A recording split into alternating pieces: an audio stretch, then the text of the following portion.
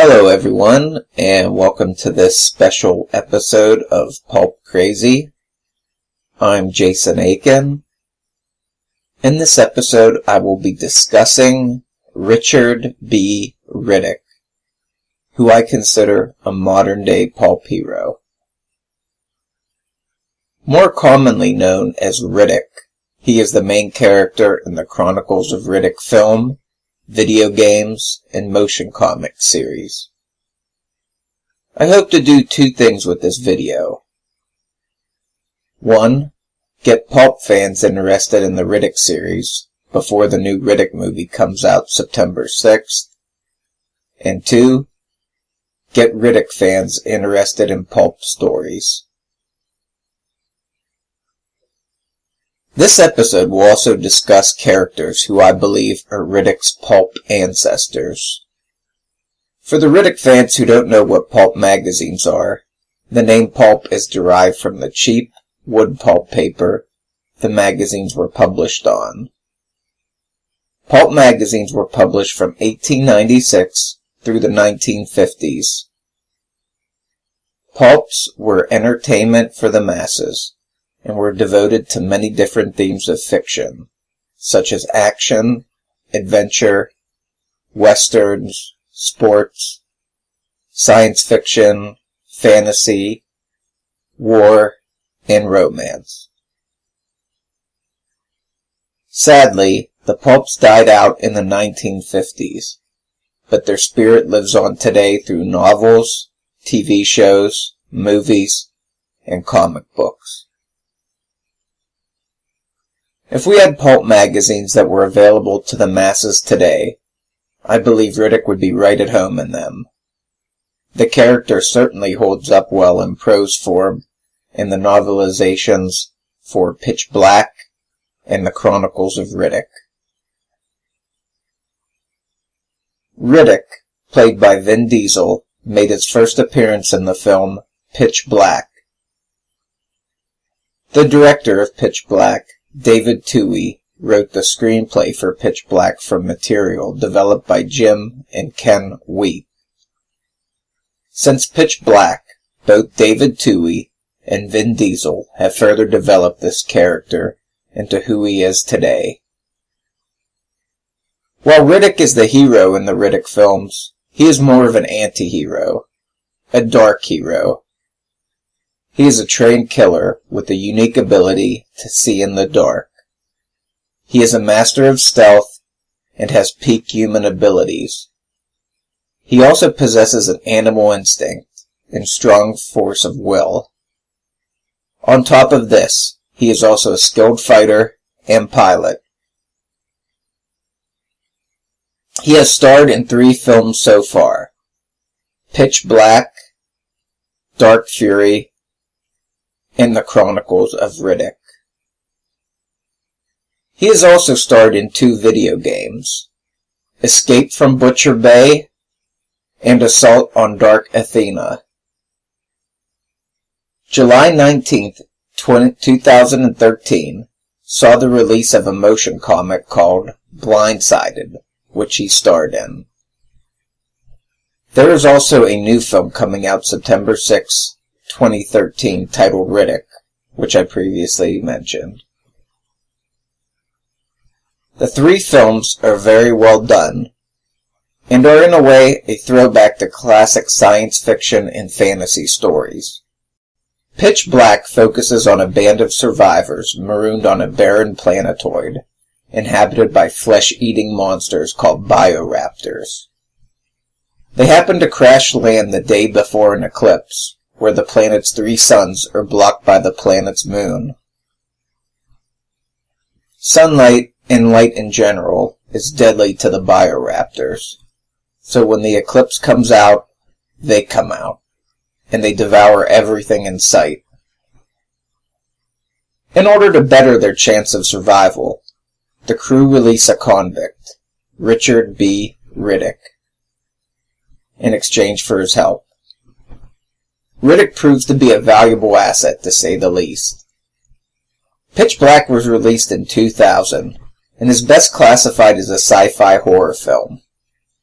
The movie kind of reminds me of Robert E. Howard's Wings in the Night, a Solomon Kane tale published in the July 1932 issue of Weird Tales. In this story, Solomon Kane attempts to protect an African village from winged creatures called Akanas. The themes are pretty similar, with the beasts being vulnerable to fire, whereas the bioraptors are vulnerable to light. I doubt this is anything more of a coincidence, but it is just another reason why I think of Riddick as a pulp hero. You could kind of think of Pitch Black as Space Tarzan versus Aliens from the Aliens film series. Dark Fury is an animated direct-to-video short film that picks up where Pitch Black leaves off. This was made to help bridge the gap between Pitch Black and the Chronicles of Riddick. It was a way to gradually introduce the new mythology into the Riddick universe. There was very little mythology in Pitch Black, but Tui and Diesel expanded on the character a great deal and made him the focal point of a new franchise. Dark Fury introduces us to the world of the Mercs and Bounty Hunters. The main antagonist is Chillingsworth, a femme fatale of sorts, who likes to collect the galaxy's deadliest killers and preserve them in a state of suspended animation. It is rather cruel because of the way the subjects are still aware of their surroundings while frozen. Chillingsworth wants to add Riddick to her collection. This is a story I could easily see appearing in a science fiction pulp magazine.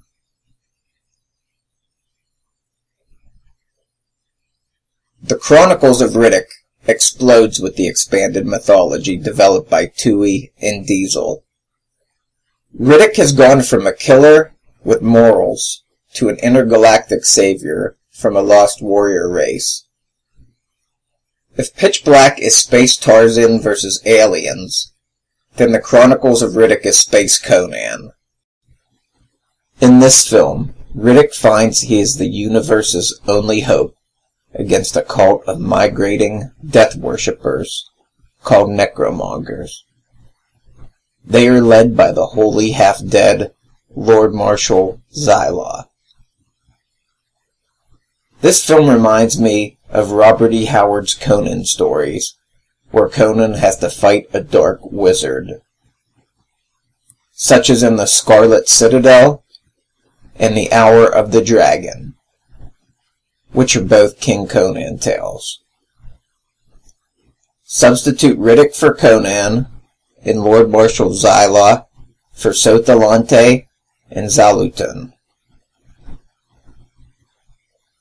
I have listened to an audio commentary that was only available on the original Blu-ray Chronicles of Riddick release, where Vin Diesel and David Tui discuss the ending of the film and its similarities to an event in the Conan mythology. They say this was not done on purpose, and I have to believe them. I still think it's pretty cool, and further cements Riddick as a modern-day pulp hero.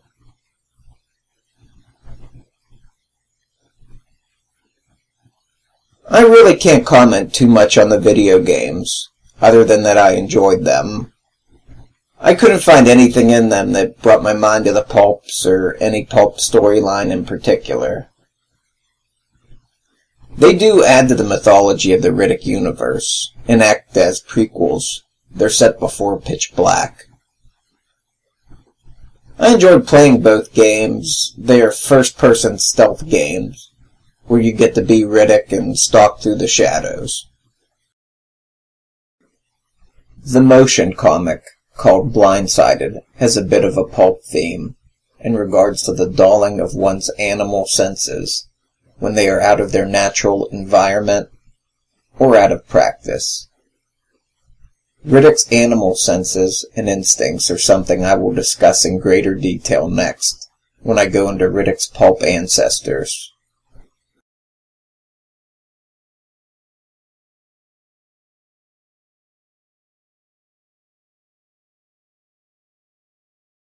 When talking about pulp heroes with animal instincts and senses, you have to start with John Clayton, Lord Greystoke, more commonly known as Tarzan of the Apes.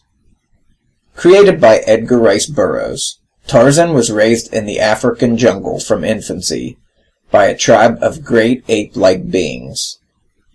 He grew into a feral paragon with enhanced senses and physical abilities. He also possessed a keen intellect.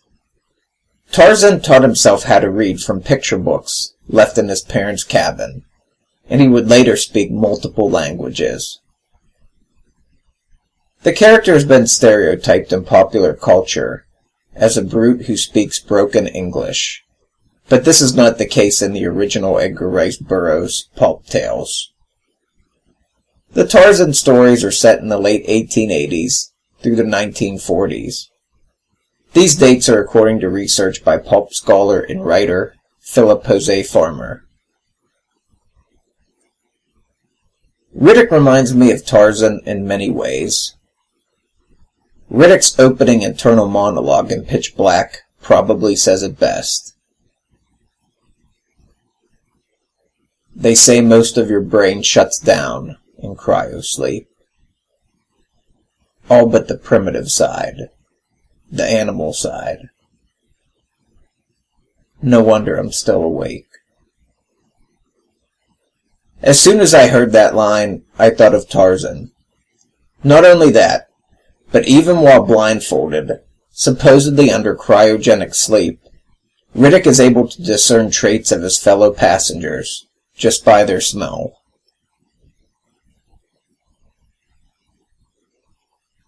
Another thing Riddick has in common with Tarzan is his love for blades. Both Riddick and Tarzan are comfortable using firearms, but they prefer the knife or another type of blade as their weapon of choice.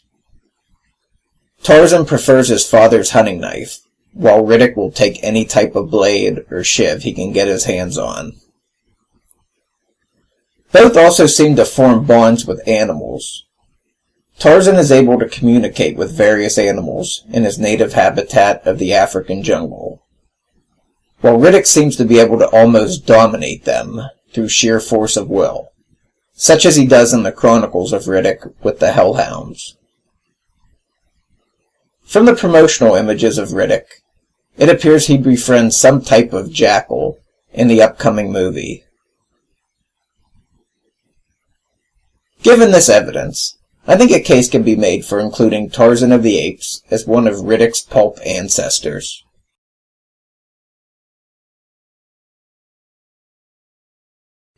Like Tarzan the Ape Man, Conan the Cimmerian is also a pulp character who I believe is in Riddick's literary DNA. While Conan was not a feral man, he was not what you would call a civilized man. Neither is Riddick. Conan the Cimmerian is more commonly known as Conan the Barbarian. But don't let the Arnold Schwarzenegger and Jason Momoa movies fool you. That is not the real Conan. Robert E. Howard's Conan stories are set in the Hyborian Age, which is roughly 10,000 BC. It is a lost age of sword and sorcery, set between the time of the sinking of Atlantis and the rise of recorded history. Conan is a barbarian with a wanderlust, who travels the land in search of adventure. He takes on many trades throughout his career: thief, mercenary, pirate, and eventually king. I already talked about the similarity in themes of the King Conan stories, but Riddick does express some personal traits he shares with Conan.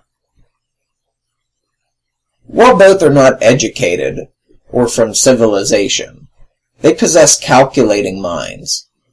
Conan's intellect is a surprise to many civilized characters in the series. Riddick shows this same trait in Pitch Black. He quickly deduces what happened to the colonists before everyone else, just through his power of observation. He also quickly figures out the Bioraptor's blind spot. During Chronicles of Riddick, he is quick to deduce what happened in the firefight on crematoria between the mercs and the prison guards. Another trait both Conan and Riddick have in common is an indomitable will. Conan is able to resist to some degree some forms of sorcery and the supernatural, thanks to a sheer force of will. It does not negate the effect, but it does seem to lessen it. He is also able to endure being crucified in A Witch Shall Be Born, thanks to his sheer determination. This is a trait he shares with Riddick, as Riddick is able to resist the Lord Marshal's Soul Stealer technique through sheer willpower. Another common trait they share is a sort of dark sense of humor. Robert E. Howard's Conan is known to have a laugh or two when the moment dictates it, but Riddick's sense of humor is a little bit darker. Both will not quit their day jobs to become comedians, but they do have a sense of humor that creeps out from time to time. A more recent comparison comes from the new Riddick trailer. This shows Riddick buried in rubble, with a vulture-like creature getting too close to his hand. Riddick reaches out and strangles it. This is similar to what Conan did to a vulture in A Witch Shall Be Born. Although in that story, Conan is forced to rip the vulture's throat out with his teeth, due to him being crucified at the time. Lastly, the Cimmerians are said to be a fierce race, hard and very capable warriors. We learned in the Chronicles of Riddick that Riddick belongs to a warrior race known as Furians. The next pulp character who I feel Riddick owes something to is Doc Savage, the Man of Bronze. This is due to both of them being physical paragons. Their ideals and morals could not be any more different, but physically, I think they are quite similar. Doc Savage is a pulp hero, written by Lester Dent, who operated in the 1930s and 1940s. He fought crime with the assistance of his aides. He was raised to be a paragon, the perfect crime fighter, by his father and other scientists. This made him someone who was both a physical paragon and a genius, who possessed countless skill sets. Riddick's shared traits with Doc are mainly held to the physical side of things, such as both being bronze skin, peak human athletes. While Riddick has not been shown to possess the almost limitless knowledge and skills Doc Savage has, he does excel at everything he does. He is a capable pilot, like Doc, and has shown a knowledge of human anatomy, although Riddick's uses for the human anatomy is directed towards violence rather than healing. The way Riddick escapes captivity in Pitch Black by dislocating his shoulders, then popping them back into place, seems like something Doc Savage could do as well. Both characters are also kind of quiet, and they both have deep voices. Also, Doc's Fortress of Solitude, which predates Superman's, is located in the Arctic. Riddick chooses to go into exile on a planet covered with ice and snow. Doc and Riddick could not be any more different when it comes to their morals, but physically, I think some comparisons can be made, although I concede the comparisons are not nearly as strong as the Tarzan and Conan comparisons.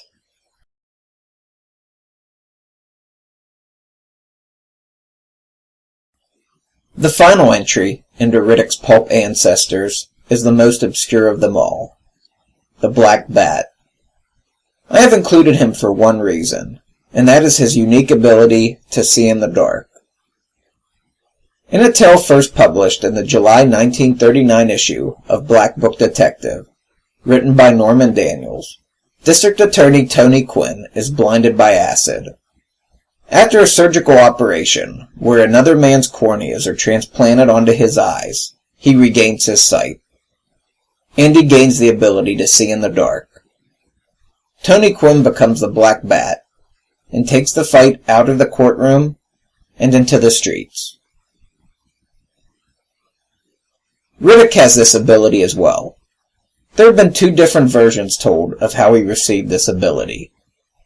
In Pitch Black, he says it is a surgical shine job a doctor performed on him in prison for 20 menthol coals.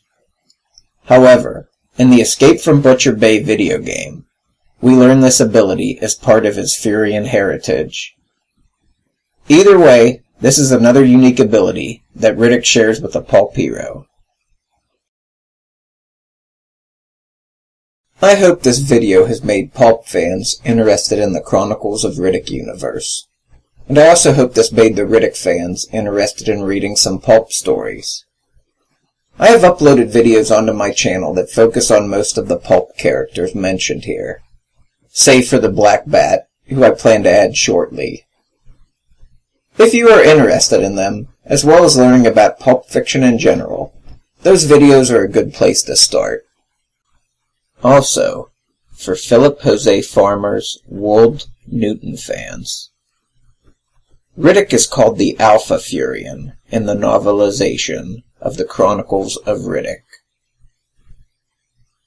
But, could the end of Time's Last Gift show us the man who would become the Prime Furian? Just throwing that out there. If you were looking to get into Riddick, I highly recommend getting the DVD or Blu-ray discs of the past films. You can get Pitch Black and Chronicles of Riddick in a combo pack that was just released a few months ago as 2 Blu-ray steelbooks. You can also get Pitch Black, Dark Fury, and Chronicles of Riddick in a Riddick Trilogy collection on DVD. Dark Fury is not available on Blu-ray, probably because it is a short animated film.